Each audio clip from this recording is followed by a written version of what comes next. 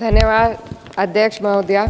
आज हमारे राष्ट्रगीत के 150 वर्ष पूरे होने पर हो रही महत्वपूर्ण चर्चा में गर्व के साथ एक भारतीय होने के नाते मैं अपने विचार रखना चाहती हूँ। सदन में इतिहास को तोड़ मरोड़ कर पेश करके फिर से मुस्लिम तुष्टीकरण के नाम पर भारतीय मुसलमानों को कटघरे में खड़े करने की कोशिश की जा रही है। लेकिन मैं सदन में बताना चाहूँगी कि हम भारतीय मुसलमान जिन्ना के आह्वान को ठुकराकर अपने इस प्यारे वतन की मिट्टी के साथ मजबूती से जुड़े रहे। हमने महात्मा गांधी, बाबा साहब डॉक्टर भीमराव अंबेडकर, रविंद्रनाथ टैगोर जी, सुभाष चंद्र बोस जी, मौलाना अबुल कलाम आज़ाद, अशफाक उल्लाह खां साहब के विचारों को अपनाया। हम भारतीय मुसलमान इंडियंस बाय चॉइस हैं, बाय चांस नहीं। वंदे मातरम के किन छंदों को राष्ट्रगीत के तौर पर अपनाया जाए, यह फैसला सर रविंद्रनाथ टैगोर और सुभाष चंद्र बोस जी जैसे नेताओं के परामर्श के बाद हुआ। क्या अब हम उन महान नायकों की समझ पर प्रश्न चिन्ह उठाएंगे? उन्हें देश को बांटने वाला और तुष्टीकरण करने वाला कहने का पाप करेंगे? उन महान हस्तियों ने वंदे मातरम के उन छंदों को अपनाया जिन्होंने देश के हर वर्ग, हर धर्म के मानने वालों को एक सूत्र में पिरोने का काम किया। और मैं एक घटना आप लोगों के सामने रखना चाहती हूँ। वर्ष 1998 में उत्तर प्रदेश सरकार के मंत्री रविंदर शुक्ला जी ने स्कूलों में राष्ट्रगीत को गाना अनिवार्य कर दिया था। लेकिन तब के तत्कालीन प्रधानमंत्री अटल बिहारी वाजपेयी जी ने, जो उस समय लखनऊ के दौरे पर थे, उत्तर प्रदेश सरकार के इस फैसले पर नाराजगी जताई और यूपी सरकार ने राष्ट्रगीत को अनिवार्य करने वाले मंत्री को बर्खास्त कर दिया था। अब मैं सत्ता पक्ष से सवाल करना चाहूंगी,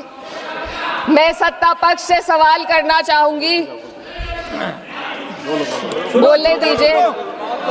मैं सत्ता पक्ष से सवाल करना चाहूंगी कि जो विजन आजादी के समय के लोगों का था राष्ट्रगीत को स्वेच्छा पर छोड़ने का, उसी का अनुसरण माननीय अटल बिहारी वाजपेयी जी ने किया, तो क्या वे भी मुस्लिम तुष्टीकरण कर रहे थे? जी नहीं, अटल बिहारी वाजपेयी जी राजधर्म निभा रहे थे। देश में सब धर्मों को एक साथ लाना, सबके जज्बात का एहसास करना ही सबसे बड़ा राष्ट्रवाद है। माननीय अध्यक्ष महोदया, आज हमें वंदे मातरम के असली भाव को समझना जरूरी है।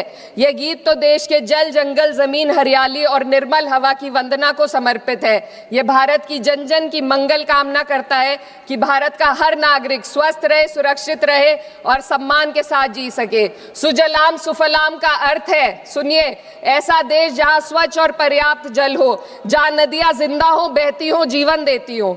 अध्यक्ष महोदय, लेकिन अब जरा यमुना का हाल देखिए। दिल्ली प्रदूषण नियंत्रण समिति की 2025 की रिपोर्ट बताती है कि यमुना के कई हिस्सों में बीओडी स्तर 127 mg पर लीटर है तक पहुंच चुका है, जबकि किसी जीवित नदी के लिए ये 3 mg पर लीटर से कम होना चाहिए।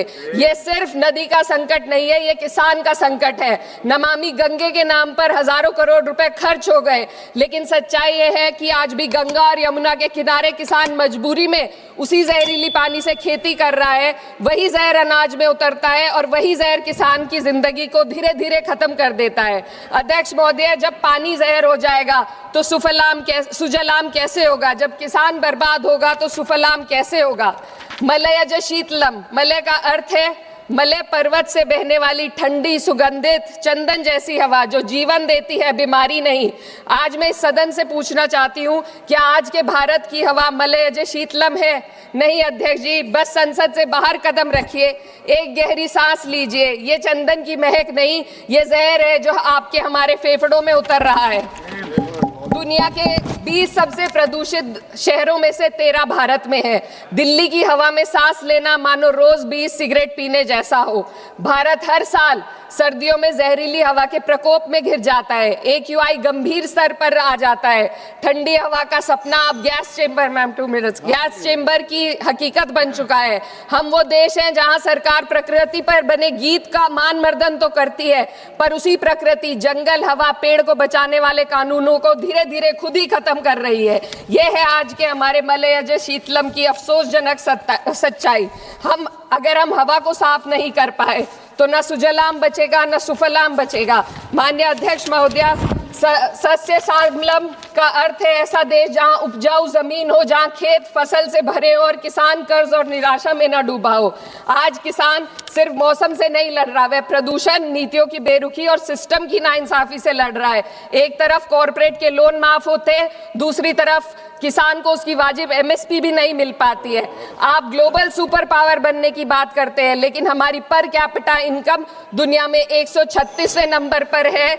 हम अपने छोटे पड़ोसी देश से भी पीछे हैं। हमारे लोग $2,500 तक भी नहीं कमा पा रहे एक साल में, और जिन अरबपतियों की ये रक्षा करते हैं वो इतना पैसा एक सेकंड में कमा लेते हैं। आज वंदे मातरम को बुनियाद बनाकर राजनीति की जा रही है, लेकिन जमीन पर जंगल पूंजीपतियों को सौंपी जा रही है। आदिवासियों को उनके घरों से उजाड़ा जा रहा है। मातरम में जो मात्रा माता है वे सिर्फ मातृभूमि की वंदना नहीं, वे इस धरती की हर नारी, वे इस देश की हर बेटी, हर महिला के सम्मान की बात भी करता है। लेकिन आंकड़े अगर आप देखेंगे, एनसीआरबी की हाल की रिपोर्ट के अनुसार, मैम जसवंत के अनुसार देश में हर वर्ष लगभग 30,000 से अधिक बलात्कार हो रहे हैं। यानी एक दिन में 80 से अधिक महिलाएं यौन हिंसा का शिकार होती हैं, और ये सिर्फ दर्ज मामले हैं। जब जम्मू कश्मीर की एक बच्ची हिंसक अत्याचार का शिकार होती है, जब सत्ता से जुड़े लोगों पर आरोप लगते हैं और कार्रवाई वर्षों लटक जाती है, जब उन्नाव की पीड़िता लखनऊ के दरबार में इंसाफ को लेकर अपनी जान देने पर आमादा होती है, जब बिल्किस बानो के अपराधियों का सरकार के लोग द्वारा स्वागत किया जाता है, तो ये घटनाएं वंदे मातरम की आत्मा पर चोट पहुंचाती है। मैं अध्यक्ष महोदया बस यही कहना चाहती हूँ अपनी बात को अंत में रखते हुए कि वंदे मातरम सिर्फ अतीत की ललकार नहीं, ये वर्तमान की जिम्मेदारी है, ये आत्मा मंथन की घड़ी है। यही समय है कि हम वंदे मातरम को सिर्फ नारा नहीं, नीति और जिम्मेदारी बनाए। और अपने जज्बात को मैं आलमा इकबाल साहब के तराना हिंद के साथ इस सदन में रखना चाहती हूँ कि सारे जहां से अच्छा हिंदुस्तान हमारा, हम बुलबुले हैं इसके, ये गुलसिता हमारा, मजहब नहीं सिखाता आपस में बैर रखना, हिंदी है हम, वतन है हिंदुस्तान हमारा। श्रीमती लवली आनंद।